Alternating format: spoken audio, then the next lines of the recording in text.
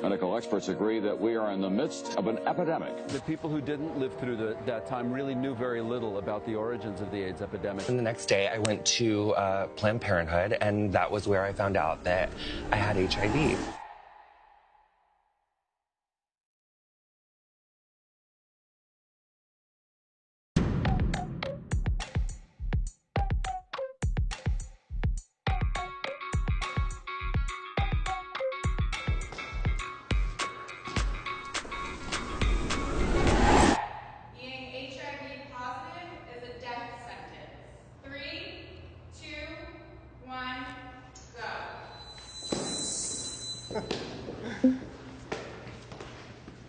Even being diagnosed with AIDS, I had full-blown AIDS when I was diagnosed in 2012. The fact that we can fully, completely recover and I've been undetectable for years now. I'm completely healthy. It doesn't affect my life at all whatsoever. I have the same life expectancy as anyone else. So. I'm on disagree because I feel like it's what you make it. And also there's people across the world that don't have those resources or they're getting killed. So I feel like not everyone can just go to the LGBT center or go to the doctor and get taken care of. So that's why I'm on disagree. People act differently around me after finding out my status. 3, 2, 1,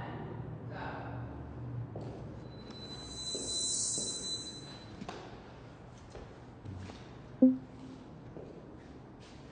Like, good example are my parents. I was very nervous in telling them when I received this diagnosis. They didn't know how to handle it, how to take care of me or proceed, or how to even support me.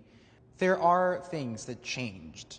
And then as time passed by, they finally started getting more familiar with it. They've come to accept it in a short amount of time. For me, like, I don't think I ever have relationships that get beyond the point of once you know, we're going to either go forward as a friend or a relationship or we're not. I mean, the last time I remember that, I was 17 and I had a buddy of mine.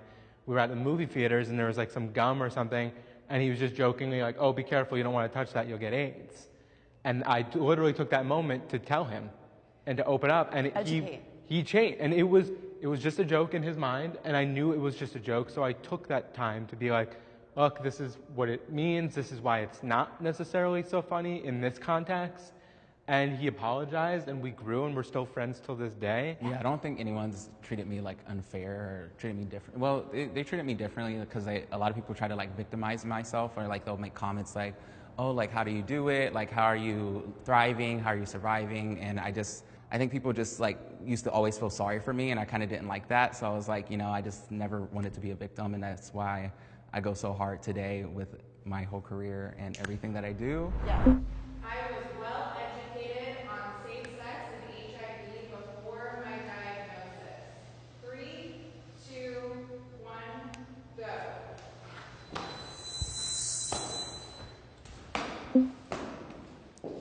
When I lived in Orange County, I was volunteering for a nonprofit that specifically targeted 18 to 24-year-old men around STIs and avoiding getting HIV. So I thought I was going to be the last person to get HIV. The fact that I was diagnosed with AIDS and thought I was going to be dead in 3 years told me, like, I didn't even know that I could live with HIV. I mean, I was born positive, so when I found out, I was 11. I found out because my doctor let it slip, and my mom had to tell me because she felt I wasn't of age yet. The next week in school, we were taking sex education, we were learning, and I had found out all about this HIV and the death rates and what it meant to be positive, and I'm this 11-year-old. So like, it is this thing that I learned, it was a crash course, I'd say. I learned fast about what everything was. But for me, I didn't even get to that point yet. And the school systems in America, I feel like, aren't out here really teaching everyone about like same-sex intercourse, and like that they only teach like normal intercourse or normal, like even the emotional and mental state of it. Right. Is not even. We're not even there yet. That's that unfortunate thing. We should be talking about how to handle it on an emotional level, on a mental level, in all aspects. Yeah. Like I have had clients who have been at gay pride, and then they go into a booth to go get tested, and then you go and you come out and you have HIV, and now you're supposed to go and have fun at pride, and nobody told you. That's funny that you mentioned that you go to a testing booth and then you found out and you're at pride, because that's exactly how I found out. And when I did, they did offer me services like kind of right then and there, but it also was just like very overwhelming because I just spun a wheel because I wanted a prize. And then I walk into a booth and I walk out, and then it was just like, oh my goodness, like my whole entire life just like kind of changed like that. I am afraid to have children. 3, 2, 1, go.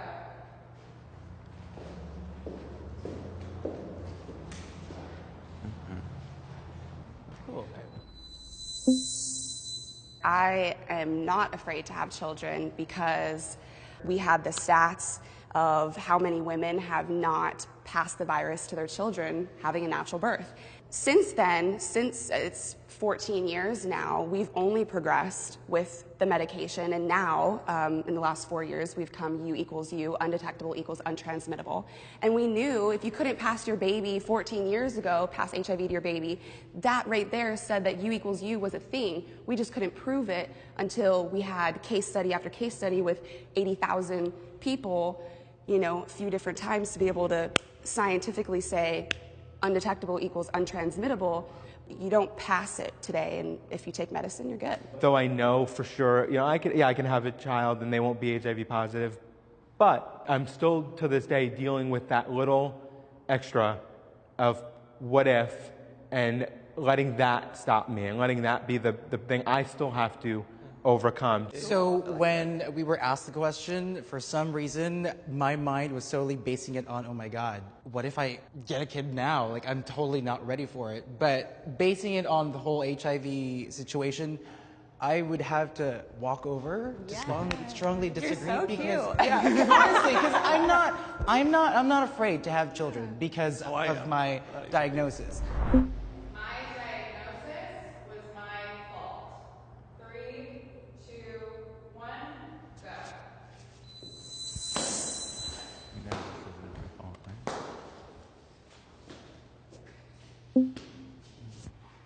You know what? I wasn't necessarily taking preventative measures in my younger years. I would just wing it all the time, and whenever I would get tested, I would always say, oh, great, I dodged a bullet. But looking back from now, I would say that it's the result of my past actions. I feel like I also agree, because I kind of knew what I was doing obviously wasn't really the safest thing, but I had never thought, especially because I was so young, I thought I was like invincible, that I would end up being the person who got it. And so I just had always kind of told myself while I was making the wrong decisions, oh, like, you'll be fine. That doesn't happen to everyone. Like, you'll be like lucky. Well, I mean, we were born with it, so we didn't really. There's only so much we can, I will say, though, when I take a step back, I spent a lot of my youth, because my father passed it on to my mom, and then, you know, I contracted it. For a long time, I put that frustration in him, and I look at now as an adult, as a, you know, in my 30s, where he was when I was born, and realize that also he was in a bad place, and he didn't know what he was doing, and it's not, the biggest thing I could do in my life is give him that forgiveness. And so, like, I try to remind myself of that stuff as well. I have lied about my status. 3, 2, 1,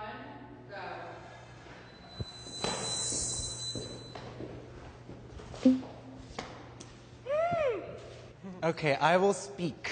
There was only one instance when I lied about my status. I was fairly new to the diagnosis, and I myself was still not fully ready to embrace it, and it was already in the heat of the moment. So I figured, okay, if I stop now, then it'll totally ruin everything.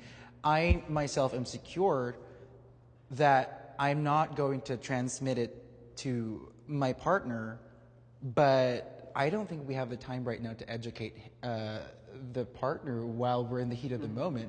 So because I was confident enough that I'm not going to transmit it, I simply just said, oh yeah, I'm negative. And I can understand why, because sometimes I think about it like, why do we even have to say it? We're undetectable. There is nothing there to pass. It is impossible. A blood test cannot even pick up the level count of the virus. So it's almost like what my adopted mom says, it's HIV neutral. I always practice safe sex. 3, 2, 1,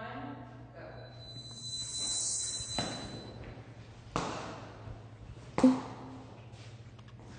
I agree because the way I was diagnosed, well, no one told me, and I kind of had to find out for myself and kind of just like exploring and just, I don't know, I just feel like it's just a thing that I do, and I feel like it's just good karma for me, so. I leave it up to my partner. I've been in long-term relationships where my partners were not comfortable not wearing a condom.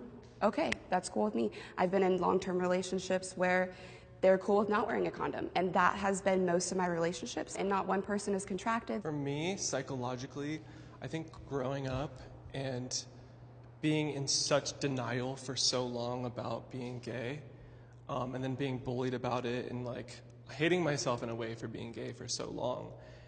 I didn't lose my virginity until I was 22 to a guy, and it was like at that point I was so desperate for intimacy, for a connection with another guy, that the last thing I wanted was, sorry, I'm getting a little, the last thing I wanted was to have a physical barrier between us. I was so desperate to connect with another human being. So I think that's why I was willing to compromise my body in order to get that intimacy that I like desperately was craving. I am ashamed of my status. 3, 2, 1,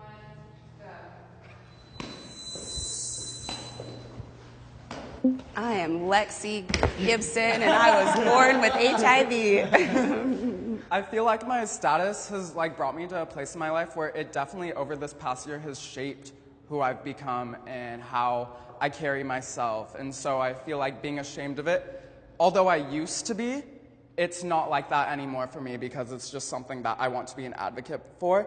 And I feel like it's just stigma. Yeah. Looking at it now, I consider my diagnosis as like the blessing of my life. It sounds weird to say. I agree. But I feel like it was like God, the universe, kind of slapping me upside of the head and saying, wake up. You are on autopilot. You are living from a victim mentality, and it has led you through your course of life to this very moment, and it's time to change. HIV is literally an immunodeficiency. Like 70 other autoimmune disorders. What difference does it make with fibromyalgia or MS? You know, it's an immunodeficiency. You are not your diagnosis. That's not who you are. Yeah. You know what I mean? You can have this and you can have that, but it does not define you.